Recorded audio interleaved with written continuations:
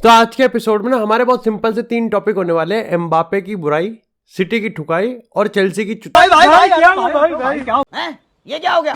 ये क्या सुन रहा हूं मैं? देखो, लेकिन डेफिनेटली आज के 2 matches, Manchester city versus Aston villa, Manchester United versus Chelsea, दोनों में अपने आप में एक आयरनी है। एस्टन विला ने सिटी को हरा दिया और अपना 14वां होम कंसेक्यूटिव गेम जीत गए। वहीं 5 पता नहीं कितने सदियों बाद शायद से मैं कहने वाला हूं कि पेप गार्डियोला एक मैच में एक्चुअली में आउटक्लास्ड हुआ है। लाइक लिटरली उसके सिस्टम को तोड़ फोड़ के अलग कर दिया है। उस तरीके का मैच था। स्कोर लाइन पे मत जाना। एस्टन विला चाहती और ठोकती, सिटी चाहती कुछ भी ना ठोक पाती। बात करेंगे चेल्सी और मैनचेस्टर यूनाइटेड में, और मैं सही बता रहा हूँ, चेल्सी का फुटबॉल क्लब एक सिर्फ एक दिखावा है। उनका पक्का कोई और बिजनेस है। मुद्रिक इतने महंगे में लेके आए, पक्का कुछ और बिजनेस है। कुछ है भाई इनका ओनली फैंस, कुछ मिष्ठान भंडार, कुछ है भाई इनका जलेबी वलेबी का हिसाब। लेकिन ऐसा है नहीं। देखो, ऐसा चल नहीं सकता काम। इनको बिजनेस चलाना पड़ेगा, सस्टेनेबिलिटी आना पड़ेगा, अगले साल शार्क टैंक पे आके कुछ इन्वेस्टमेंट उठानी पड़ेगी। ऐसे काम नहीं बनेगा। लेकिन आज के एपिसोड में हम लोग बात करते हैं सबसे पहले मैनचेस्टर यूनाइटेड वर्सेस चेल्सी के मैच की, और संक्षिप्त में यूनाइटेड में जान आ गई। यूनाइटेड में कॉन्फिडेंस आ गया। बहुत सारे प्रोज हैं और कुछ कॉन्स भी हैं। देखो, मेरे को लगता है कि जिस तरीके से जावी की बार्सिलोना आ रही थी, फिर एथलेटिको मैड्रिड के सामने एक बहुत बड़ा टेस्ट था और जावी ने उसको फ्लाइंग कलर्स में पास करा। लेकिन अगर हम बात करें यहाँ पर एरिक टेन हैग की, तो मैं कहूँगा कि उन्हीं फ्लाइंग कलर्स के साथ उड़ान भरी है यहाँ पर टेन हैग ने, क्योंकि भाई बहुत सारे प्रोज हैं और ये वो प्रोज हैं जो कि बहुत टाइम से फैंस डिमांड कर रहे थे। एनालिस्ट की बात करें, वो भी इस चीज़ को उठा रहे थे। 2 चीज़ जिसको टेन हैग बॉल अपने में सबसे ज़्यादा डिफाइन करता है, वो है यहाँ पर प्रेस और बिल्डअप, और आज के वही देखने को मिला।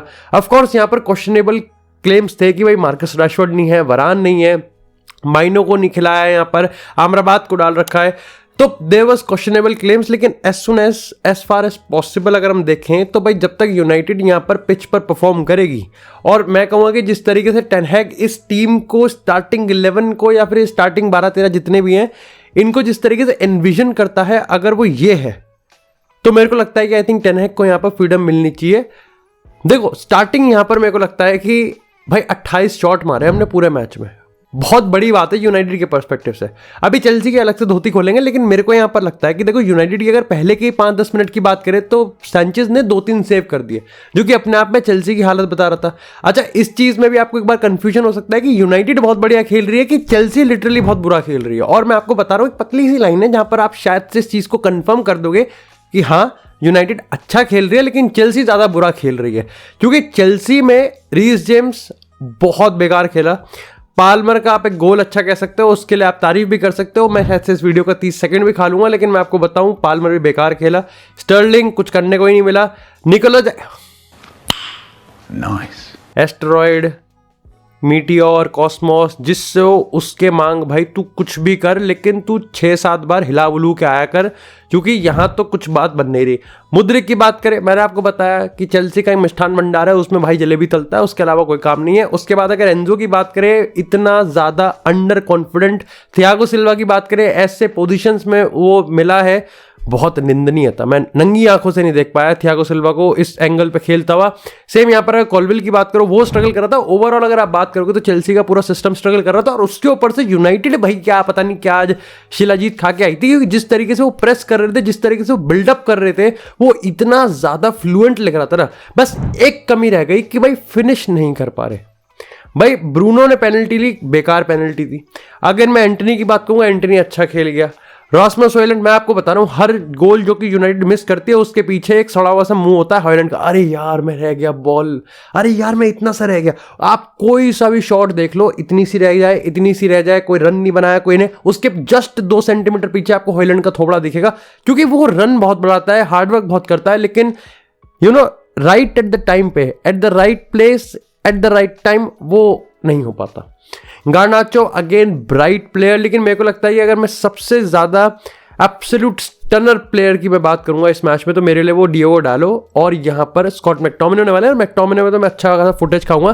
देखो, मेरे को यहाँ पर लगता है कि इसमें अगर सबसे बड़े प्रो की बात करें तो यूनाइटेड जो 1-2 पास कर रही थी, उसमें लूक शॉ, गार्नाचो और हॉयलैंड की बात करें, बहुत ज्यादा एक दूसरे को कॉम्प्लीमेंट कर रहे थे। अगेन ब्रूनो तो है ही भाई उन सारी चीजों में मास्टरमाइंड।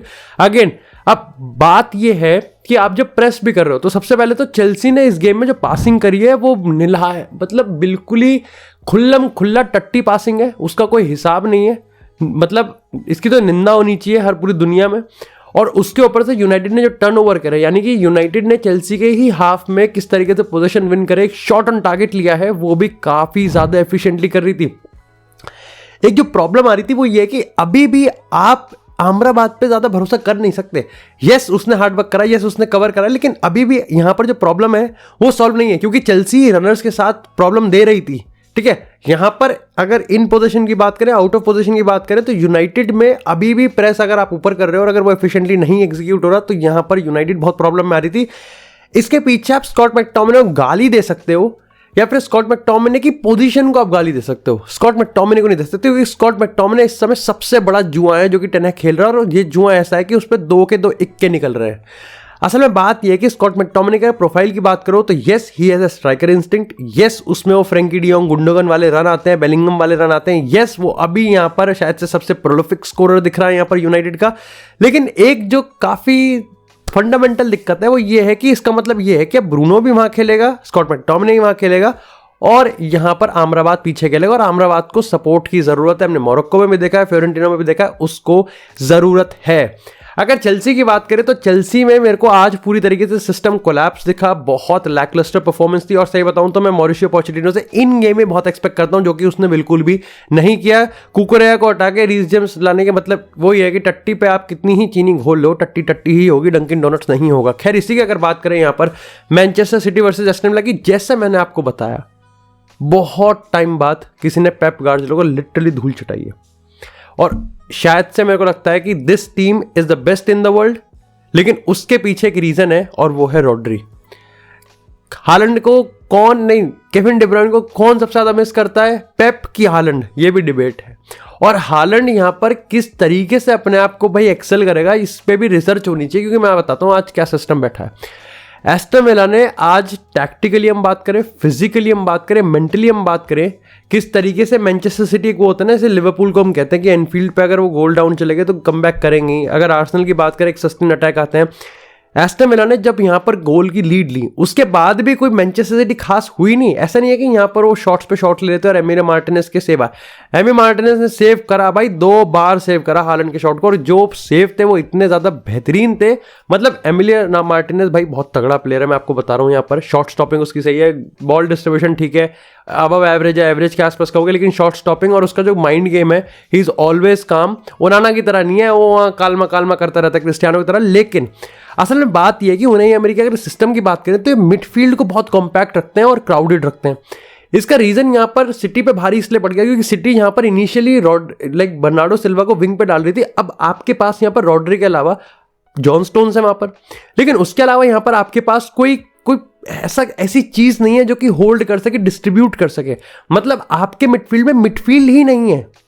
अब इस चीज को सॉल्व करने के लिए पेप बाद में बर्नार्डो सिल्वा को टक इन कर देता है, लेकिन उसमें भी प्रॉब्लम यह है कि यहां पर अभी भी जो एस्टन विला की जो एग्रेसिवनेस थी वो कम नहीं थी। उसके बाद भी हमको नहीं बोलना चाहिए, मैगिन की बात करें, कमारा की बात करें, या फिर अगर ऊपर ओले वॉटकिंस की बात करें, उसके बाद उधर से भाई बेली ने क्या गेम खेला है, मतलब मजा आ गया। उनकी जो 1v1 ट्रिक्स्टर्स थी, वो ट्रिक्स होती ना, कभी हो रहा था ना कि किसी में स्किल्स आ रही है, कोई ट्रिक कर रहा है, उसको सही तरीके से यूज करना और एफिशिएंटली यूज करना। इससे बेहतरीन चीज और क्या हो सकती है भाई, ये बताओ मुझे, इससे बेहतरीन चीज और क्या हो सकती है? कुछ नहीं हो सकती। इसके साथ यहाँ पर डिफेंसिवली भी यहाँ पर आपने जिस तरीके से एरियल बॉल्स को, मिडफील्ड डुअल्स को, सारे के सारे जो जीते हैं, वो मजा आया है। अच्छा, मेरे को एक चीज और प्रॉब्लम है, और वो प्रॉब्लम इससे है कि मैं पिछले कुछ टाइम से बोल रहा हूँ कि ये जो सबसे बड़ा डिबेट का मुद्दा आ रहा है वो इस चीज से नहीं आ रहा कि भाई यहाँ पर मैनचेस्टर सिटी यहाँ पर ड्रॉ निकाल रही है, बल्कि मैनचेस्टर सिटी कंसीड ज्यादा कर रही है। इसके पीछे का रीजन मैंने तुमको बताया भी था कि मैनचेस्टर सिटी का अगर आप गेम देखोगे, वो जब चढ़ते हैं तो फिर चढ़ते हैं, लेकिन अगर कोई टीम यहाँ पर मैनेज कर पाए कि उनके डिफेंस से सवाल पूछें तो भाई वो वहां पर स्ट्रगल करते हैं। और विदाउट रॉड्री तो इसमें कोई डाउट ही नहीं है। और इसमें हम सब ने देखा है किस तरीके से उनका डांस हुआ था, यहाँ पर नंगा डांस हुआ था, नेकेड डांस, न्यूड डांस। एक प्रॉब्लम और है कि हालैंड के साथ आप किसी तरीके का गेम स्टाइल खेल लो, लेकिन जो चीज हालैंड की स्पेशलिटी है वो तो रहेगी, और वो ये है कि वो हाफ चांसेस को चांसेस गोल में कन्वर्ट करता है। बट वो हाफ चांस भी तो क्रिएट करना पड़ेगा। अरे अगर 0.6 XG को वो 1 में कन्वर्ट कर रहा है, यानी कि गोल स्कोर कर रहा है, अरे तो वो 0.6 भी तो, जैसा मैंने तुमको कहा कि गोल कंसीड करने के बाद भी सिटी कुछ खास उखाड़ नहीं पाई एस्टन विला का। उसके पीछे का रीजन ये था कि हालैंड के कोई रन मैच नहीं कर रहा, हालैंड की कोई फिजिकलिटी को यूज नहीं कर रहा, हालैंड के लिए कोई बॉल क्रॉस नहीं कर रहा। वो इस टिपिकली सिटी बोरिंग की परफेक्ट ही डालेंगे, जब तक बिल्कुल ही गांठ में घुस के नहीं गोल खाली मिलेगा तब तक मारेंगे ही नहीं। ये नहीं पॉसिबल हो जाएगा जब आपकी सामने वाली टीम एक्चुअली में मेंटली और फिजिकली और टैक्टिकली आपके ऊपर हावी हो। अच्छा, दिक्कत की बात यह है कि ये पहले इसलिए, अब तुम कहोगे यार हालैंड ऐसे गोल तो मार ही रहा है, लेकिन ये चीज़ इसलिए होता है कि डी ब्रुयन सबसे ज़्यादा मैच करता था इस इंटेंसिटी को हालैंड की। बर्नार्डो सिल्वा की टेंडेंसी नहीं है। गुंडोगन की भी आप एक बार बात कर सकते हो। गुंडोगन और गुंडोगन, डी ब्रुयन और हालैंड की जो ट्रिपल एच वाली केमिस्ट्री होती थी ना, इसको नहीं तोड़ पाते थे। बट ओवरऑल भाई यहाँ पर अब आप सोचो कि कितनी आयरनी की बात है कि यूनाइटेड 3 पॉइंट पीछे है मैनचेस्टर सिटी से और आर्सेनल 6 पॉइंट आगे है। 2 पॉइंट पीछे यहाँ पर जस्ट लिवरपूल है और उससे 2 पॉइंट पीछे जस्ट यहाँ पर एस्टन विला। और एस्टन विला की जितनी तारीफ करनी है उतनी कम है। एक सस्टेनेबल प्रोजेक्ट निकाला है, यहाँ पर पता है कि कब आगे बढ़ के खेलना है, कब पीछे बढ़ के खेलना है, कब ठहर के खेलना है, कब अटैक करना है और कब यहाँ पर अपनी आइडेंटिटी को, मतलब ये होता नहीं कि उन्हें अमेरिका के लिए कहते हैं कि भाई उसके पास ये अब बिग गेम मेंटालिटी में बॉटल करने की नहीं, वो अब आई थिंक यहाँ पर उन्हें अमरी उससे काफ़ी आगे जा चुका है। लेकिन इसी के साथ बात करते हैं अपने आज के तीसरे मुद्दे की, एम्बापे की बुराई। एम्बापे के लिए मुद्दा पता है कैसा है? ये एम्बापे का मुद्दा है, ये एक समुंदर है, जब किसी का मन आता है वो यहाँ पर ऐसे छोड़ देता है बस। अब रिसेंटली एम्बापे के रिगार्डिंग 2 बड़ी खबर निकल के आई, हम दोनों को एक ही एपिसोड में निपटा देंगे, व्यूज़ तो वैसे भी नहीं आते। एम्बापे के लिए पहली रिपोर्ट ये आई है कि शायद से एम्बापे पीएसजी में रुक सकता है। 2 रीज़न बताए गए। पहला तो ये है कि वो लीग 1 का टॉप स्कोरर बनना चाहता है। ऐसा तो मतलब ये तो ऐसी बात होगी कि इससे लीग 1 का टॉप स्कोरर बनते उसे बैलन डोर मिल जाएगा या फिर वो रोनाल्डो मेसी के लेवल पे आ जाएगा। दूसरी चीज़ ये है कि वो यहाँ पर ओलंपिक खेलना चाहता है। ये जो पहला वाला एजेंडा है ना, ये बहुत सच और बहुत रियलिस्टिक साबित करने की कोशिश की जाएगी। इसके पीछे का रीज़न ये है कि 2022 का वर्ल्ड कप याद हो, कतर वाले जो हैं वो तो एम्बापे कोई फेस बना के लेना देते हैं। वो फाइनल में दिख रहा था, इतना सा फेस था एम्बापे का।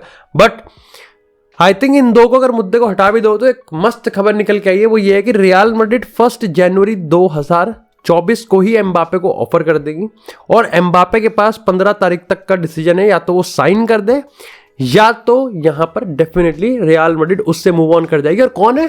Erling Haaland. अब देखो कितनी मस्त सिस्टम से स्टोरी बैठे ना। अर्लिंग हालैंड का मैंने तुमको कहानी बता दी कि फ्रस्ट्रेटिंग गेम चल रहा है यहाँ पर, ऐसा है।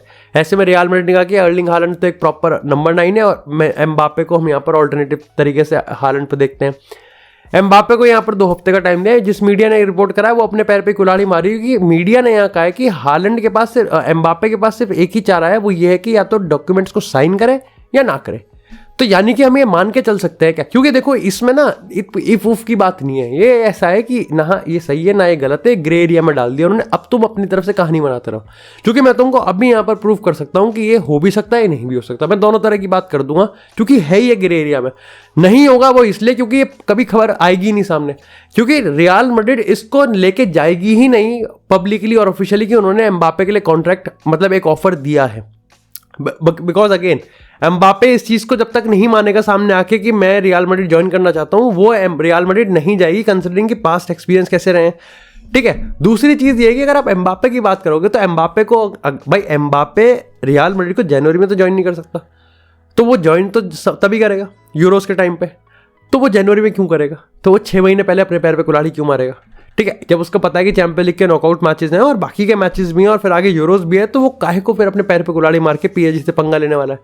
चलो ये तो रही बात नहीं है। अब हाँ की बात कर लेते हैं। अब शायद से ऐसा हो भी जाए कि बात को अंदर दबाया जाए और पीएसजी को पता है, लेकिन इसमें फिर ये होगा कि जब रियल मैड्रिड और एम्बापे एक दूसरे के साथ आत्मलिंगन और चुम्मा चाटी कर रहे होंगे तो उसमें पीएसजी क्या स्टेप करेगी?